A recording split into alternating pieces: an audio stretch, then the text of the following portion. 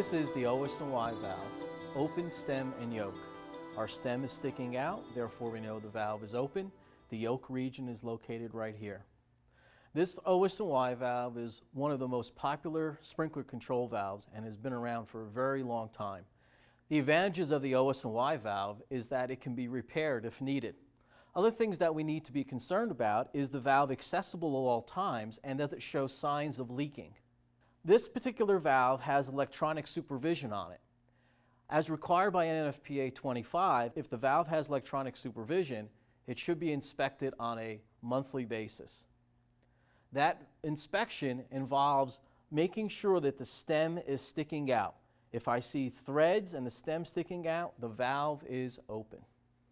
On a semi-annual basis, this electronic device needs to be tested.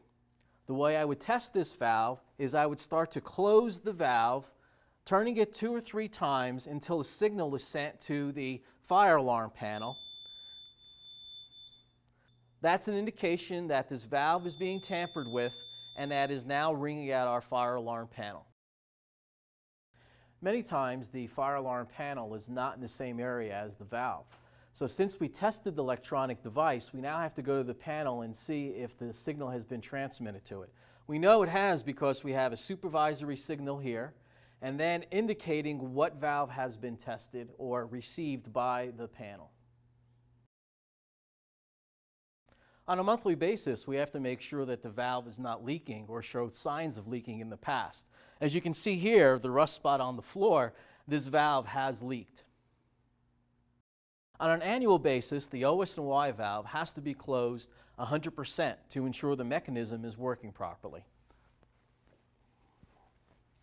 As I close the valve to its full closure point, I want to make sure that the valve stops.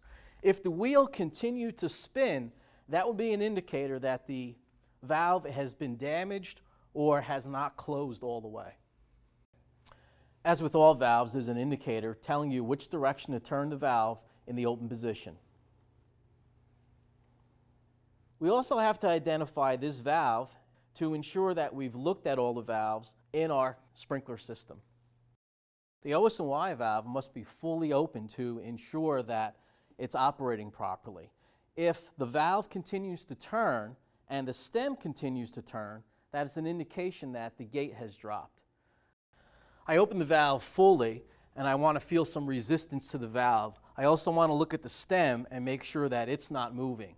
If it's not, that means that the valve is totally engaged. This same technique can be used on the wall post indicator valve and the post indicator valve. How often we have to inspect the valve? If I have electronic supervision, the valve has to be inspected on a monthly basis. If I have a lock or a chain, the valve also has to be inspected on a monthly basis. However, if I have a seal, the valve has to be inspected on a weekly basis. I cannot have a valve that has none of these. If you have any questions, make sure that you contact a fire safety professional to ensure that you're doing these tests properly.